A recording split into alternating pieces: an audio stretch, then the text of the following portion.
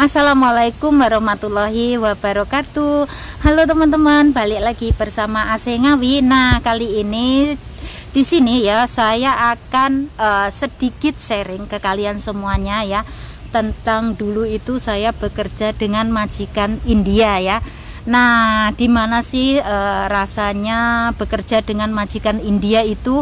Sudah pasti banyak liku-likunya. Dan kalian yang mungkin saat ini majikannya orang India ya kayak gitu, kalian stay tune terus ya, pokoknya simak penjelasan dari saya.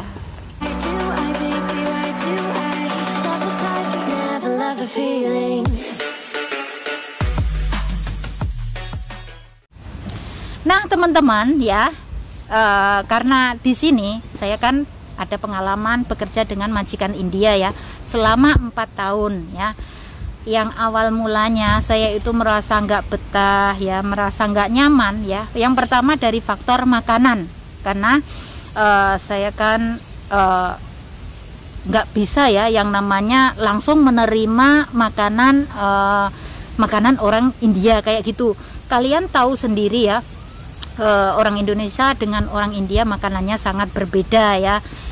Dan di sini waktu itu kan saya masih baru-baru bekerja ya. Terus saya itu kalau setiap siang teman-teman, saya sering banget pergi ke Kopitiam untuk beli makanan yang dari ya dari luar lah pokoknya ya, makanan dari luar kayak gitu sering banget. Dan majikan juga ngasih izin ya, karena kan majikan juga memahami ya bahwasanya saya ini di Singapura sudah lama kan, tetapi ini kan yang pertama kali bekerja dengan majikan India dan yang pertama kali ngikut makanannya. Sudah pasti kan nggak bisa yang namanya langsung menerima begitu saja, nggak bisa ya, sudah pasti berbeda banget. Oke. So setelah itu dalam waktu 3 bulan pertama teman-teman, saya itu kan ngomong sama majikan, saya ngomong seperti ini, Mam, saya mau transfer kayak gitu. Kenapa kamu transfer? Apakah di sini kamu kurang makanannya? Bukan masalah kurang makanan, akan tetapi saya justru nggak bisa menerima makanannya kayak gitu. Terus akhirnya dari situ ya, majikan saya di sini akhirnya ngomong, oke, sekarang saya kasih kamu untuk masakan kamu ya seperti itu, tapi tetap aja ya dibatasin. Karena apa teman-teman, untuk masak itu pun kan gasnya juga bayar ya kayak gitu. Saya ini juga paham bahwasanya majikan saya kan juga kesininya juga merantau lah ya, jadi saya juga paham. Cuman dikasih masak itu seminggu 2 kali untuk lauk saja ya. Kalau nasi kan majikan saya selalu bilang, kalau kamu nggak suka makan nasi biryani kayak gitu, kamu bisa masak nasi putih kayak gitu. Dan alhamdulillah kalau soal makan itu sebenarnya bebas ya, kamu mau ngambil nasi berapa aja terserah kayak gitu kan. Tapi lauknya itu saya nggak bisa nerima itu lauk teman-teman ya. Soalnya majikan saya pribadi teman-teman itu ada bukan yang 100% vegetarian ya. Ini ya juga ada daging-dagingnya, tapi cuman hari Sabtu ataupun kadang Minggu ya. Paling sering tuh Sabtu, karena Minggu kan saya libur. Jadi Sabtu harus beli misalkan ikan atau ayam kayak gitu kan. Terus sudah pasti dimasak kayak gitu. Tapi ya tetap aja kita merasa bosen teman-teman, karena yang dimasak itu juga pakai tradisi India kayak gitu, bukan tradisinya orang Indonesia. Saya sendiri juga merasa bosen ya. Terus akhirnya kan saya sering yang namanya ke pasar ya, beli tempe, beli sayur, beli tahu. Terus saya juga beli cemilan sendiri teman-teman. Karena apa? Saya bekerja dengan majikan India ini kan aktif banget ya. Karena apa? Saya jobnya menjaga anak, dan anak yang saya jaga ini kan anaknya super aktif ya. Aktif banget. Kalau anaknya ini main bola, saya juga harus ngikut anaknya main bola. Selalu ngomongnya begini, ayo kita main bola, ayo kita main sepak bola kayak gitu. Jadi saya itu nggak pernah yang namanya diam terus mainan HP, itu nggak ada ya. Yang namanya santai rileks menjaga anak itu nggak ada, karena anaknya super aktif. Meskipun dia sakit itu harus main. Oke. So Tapi dari sini teman-teman, bukannya yang namanya ngikut majikan India itu mulus, enggak. Saya di sini sebenarnya selama 4 tahun ya, saya itu banyak sekali yang namanya gaduh ataupun kita sering bertengkar, itu sering banget. Tapi yang awal mulanya saya itu selalu mengalah ya, tapi lambat laun akhirnya saya itu berani melawan. Karena apa? Saya ini benar, tapi saya masih disalahkan. Saya sudah capek teman-teman, saya capek ngurusin anaknya, ngurusin pekerjaan rumah, terus majikan masih nggak terima dengan pekerjaan saya kayak gitu. Saya itu bisa marahnya dari situ loh. Yang namanya pekerjaan ngomong itu juga bisa membuat kita itu capek, apalagi anaknya yang super aktif. Anaknya itu kalau setiap main selalu ngajakin kita juga untuk main. Bukannya anaknya main kita duduk santai ngeliatin aja, enggak. Saya itu selalu berada di belakangnya. Kalau kan anak sang majikan ini ya teman-teman, itu anaknya itu sering jatuh. Padahal anaknya sudah gede, sudah umur 5 tahun, 6 tahun, tapi anaknya ini kalau lari-lari itu sering jatuh. Makanya harus selalu ngikut di belakangnya kayak gitu. Nah, tapi teman-teman ya, waktu itu gimana caranya bisa meluluhkan hati majikan? Itu gampang aja ya, gampang banget. Yang penting saya itu ngomongnya seperti ini. Kalau setiap pergaduhan saya itu selalu ngomongnya seperti ini. Oke, saya ngerti, saya paham. Ini saya ngomongnya ke bahasa Indonesia aja ya. Saya ngerti, saya paham. Kamu setiap saya salah ataupun setiap sedikit kesalahan kayak gitu, kamu meskipun salah ataupun benar, kamu selalu minta benar. Oke, saya kasih kamu benar terus. Oke, saya kasih kamu menang terus. Saya ngomongnya begitu sama mem saya. Karena apa? Karena saya itu sudah ngerti dengan sifatnya, sudah ngerti banget dengan wataknya kayak gitu. Dan selama 4 tahun itu teman-teman ya, majikan saya yang perempuan itu tuh saya tuh heran banget. Kenapa ya? Majikan saya yang perempuan itu selalu menampakkan mukanya itu yang enggak happy, yang selalu dari pulang dari kantor tuh selalu enggak happy kayak gitu.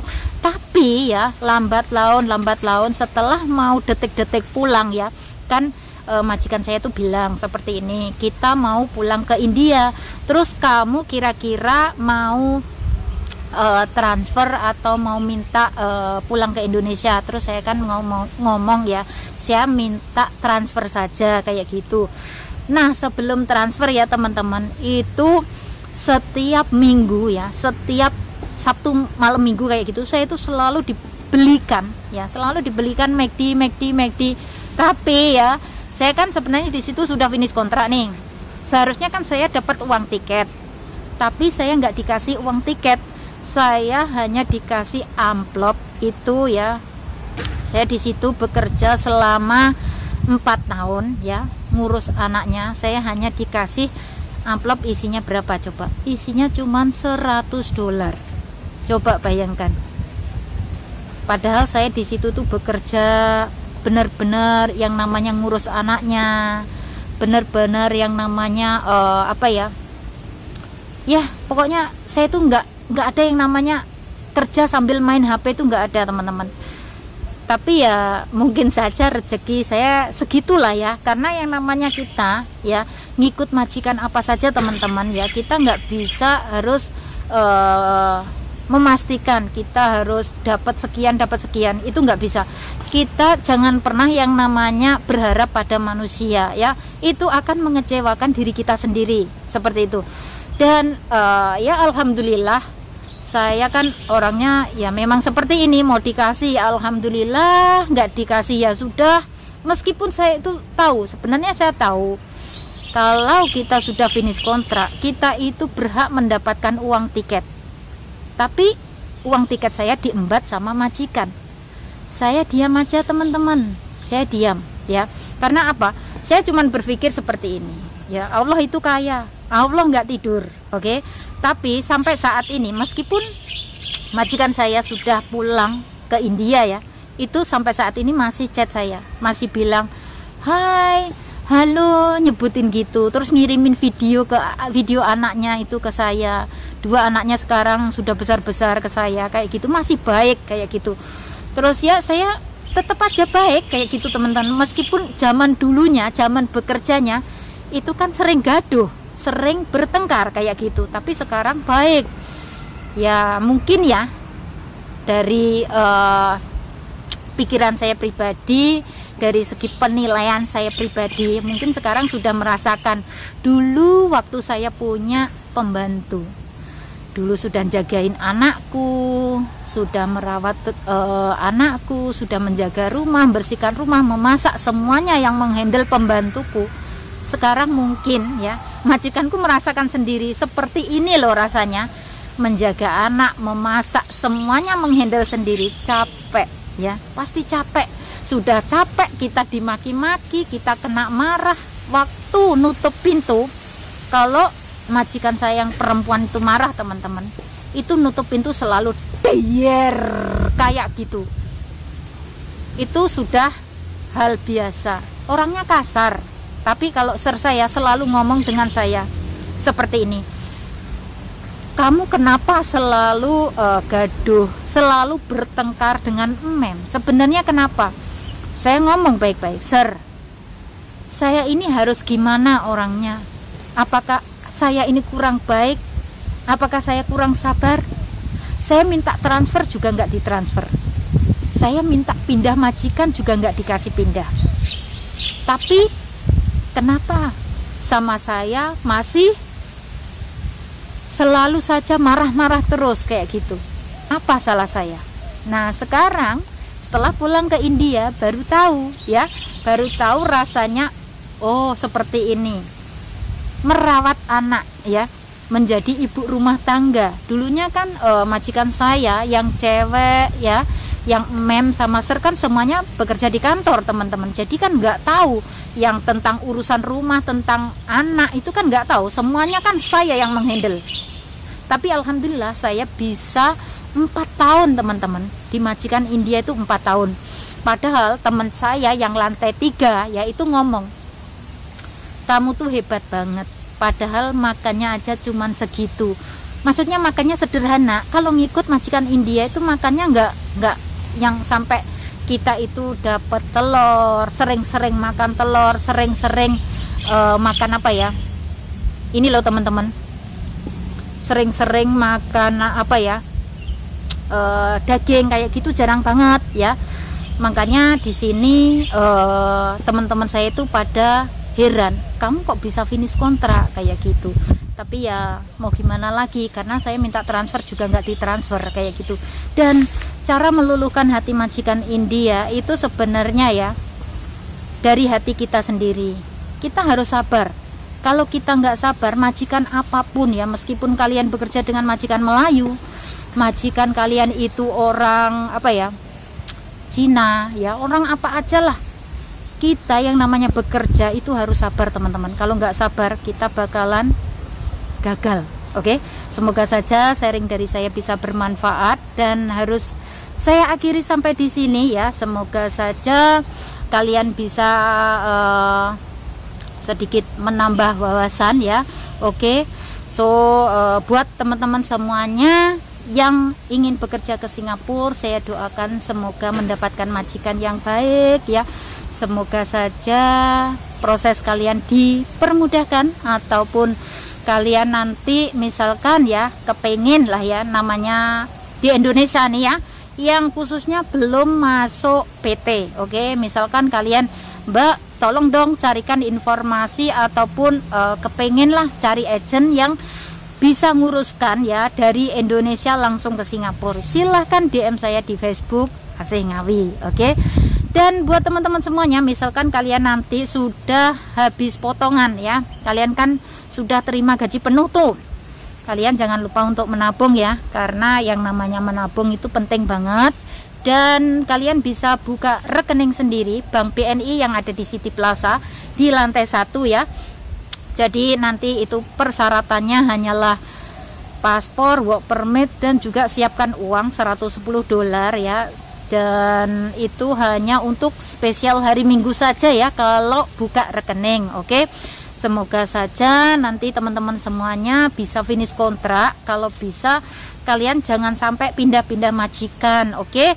Karena apa? Kalau sampai kalian pindah-pindah majikan, itu rekod nggak bakalan bagus. Rekod yang nggak bagus bisa mempengaruhi gaji, oke? Gaji kalian itu mungkin dari 750 turun menjadi 700. Karena apa? Sering ganti-ganti majikan, oke? Dan semoga saja kalian semuanya pokoknya tetaplah semangat lah ya, karena yang namanya kita bekerja di luar negeri ini kan jauh dari siapapun ya, harus semangat, harus ingat dengan tujuan awal bahwasanya kita kerja ke luar negeri ini ingin merubah nasib ya, ingin memiliki kehidupan yang layak, kepengen apa saja ya, mungkin yang kepengen membiayai anaknya untuk kuliah ya, untuk sekolah, untuk apa saja, semoga dipermudahkan. Oke, pokoknya tetap semangat dan tetap jaga kesehatan. Oke teman-teman, saya akhiri sampai di sini. Akhir kata, wassalamualaikum warahmatullahi wabarakatuh. See you on my next video. Bye.